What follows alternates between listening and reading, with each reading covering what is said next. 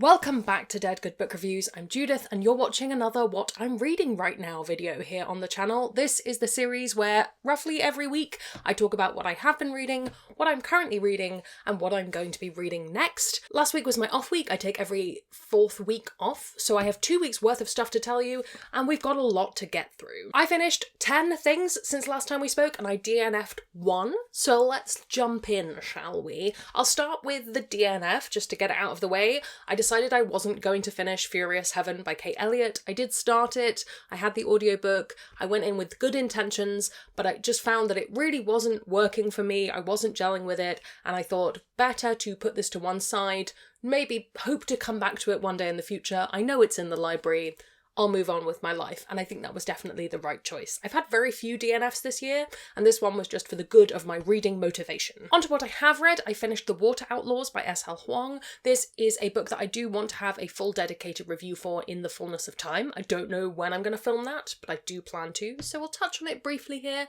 I had a good time reading this. It wasn't my favourite in terms of the pacing. I felt it got a bit slow in places, but I really liked the concept, I really liked the characters, I liked the flow of the book overall. It just didn't quite sit in that perfect spot for me. I think I gave it 4 stars overall, a solid book. This is a reimagining of a Chinese classic called The Water Margin, I think.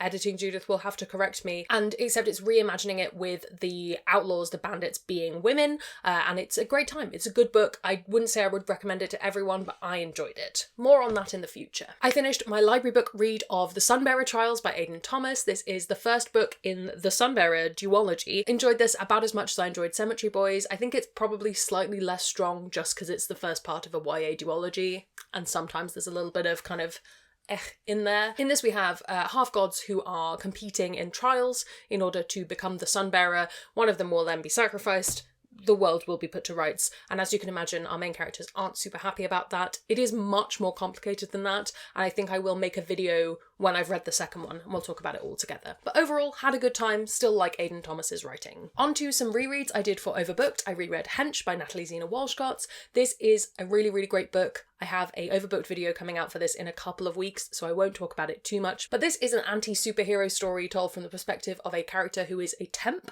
working for supervillains, and she ends up being injured in a superhero-supervillain battle. And then she uses her powers of spreadsheets and data analysis and collection to take down the heroes who have ruined her life, essentially. Such a good book. Video coming soon, or it's already there if you're a patron of the Spectres or Poltergeists tier. I reread The Dark Descent of Elizabeth Frankenstein by Kirsten White. This is again for Overbooked. Really enjoyed this. This is Frankenstein as told from the perspective of his wife Elizabeth, who is a character in the original Mary Shelley story. I didn't realise until I was scripting the video, but this was published to align with the 200th anniversary of the publishing of Frankenstein. Thought that was very cool. I'm talking way too fast. We gotta calm down.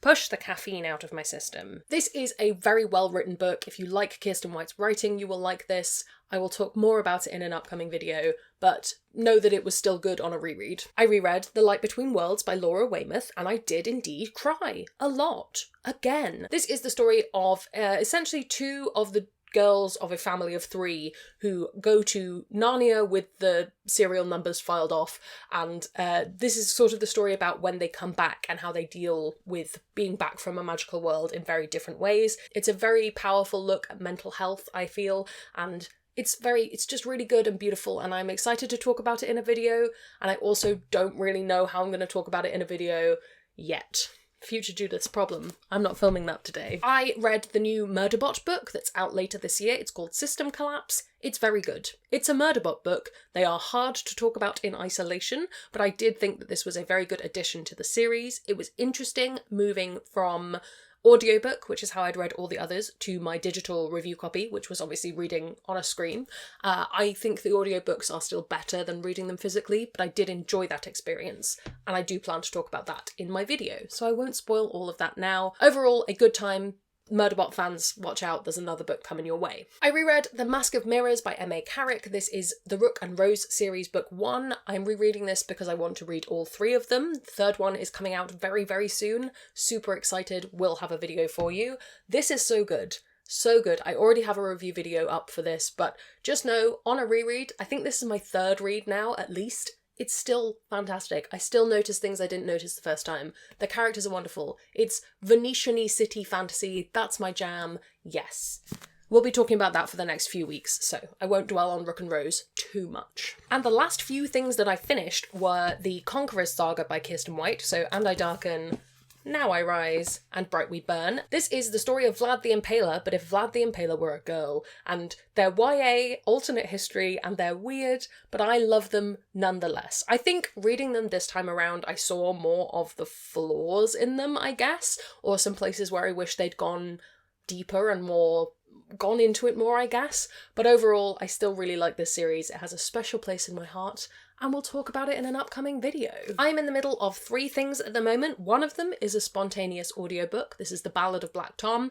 I'm enjoying it. I don't have much more to say on it right now, because I've only really scratched the surface of it, but I am continuing to try and read more novellas. So, audiobook read is happening, in case you were wondering. I'm 8 chapters into The Liar's Knot, which is the second book in the Rook and Rose series. I'm hoping to finish this in the next couple of days. They say, looking at how much is left, it'll be fine. Really great. Enjoying it. This is only the second time I'm reading this, so I'm taking it in much more this time around. And then I am reading Dealing with Dragons by Patricia Reed. This is a 1990s middle grade book about a princess who decides she doesn't want to marry a prince and instead goes and volunteers to work for a dragon instead of being kidnapped. They were a gift from a friend. If you've read any of Adie Hart's stuff, Adie Hart recommended me these. They are very much an influence on her work, and I'm having a really good time with it. I read these once before in preparation for her wedding, but I haven't read them in a very long time, and I'm having just so much fun. I think this, alongside this, very satisfying to have something smaller to go on. The only other thing I want to get to this week is a reread of A Marvellous Light. This is so that I can read the second and third book in this series, ready for the third one to be out. Lots of series finishing means lots of rereading for Judith.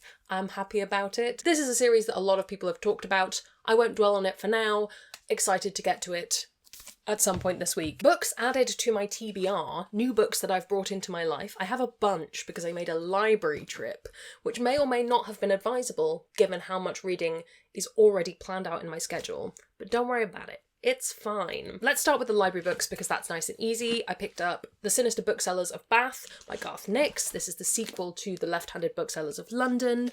Excited to finally read that. And then I have Salvation's Fire by Justina Robson and Homecoming's Fall by Mark de Jager. This is book 2 and 3 in the After the War series.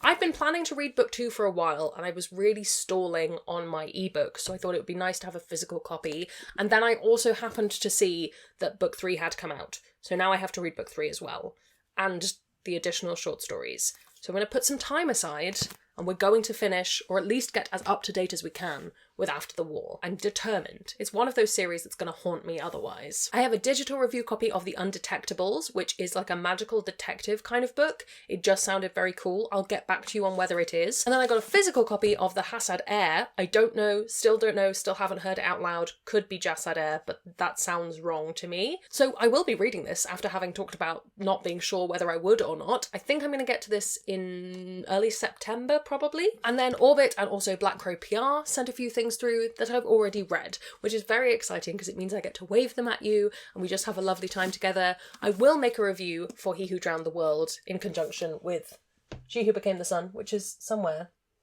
no longer behind me. Oh, I'll find my copy of that and we'll talk about them together. But yes, He Who Drowned the World, looking very snazzy. And a beautiful finished copy of Blade of Dream, which is book 2 in the Kithamar series. That review will not be out by the time you're watching this, but it will be out soon. So I do have a review going up for this, but in case you were wondering, the physical copy is physical, it's a book. For context, I did enjoy Blade of Dream, but you have to watch that video to find out my full thoughts. New releases from around about this week and last week. Things that are on my radar or things that I have read. The Saint of Bright Doors is out now. If you'll remember, I liked this. I think it's one that requires multiple reads and I've only read it once, but I did think it was very good. The Splinter in the Sky is on my list. At the moment, I can't even tell you what that book looks like, but past Judith put it here. I have it that Sylvia Marina Garcia has a book out called Silver Nitrate. I've not heard anything about this, so I will need to look it up myself, but cool if it does exist. I will be reading it eventually. And then Blade of Dream is also out, which is why my video will be going up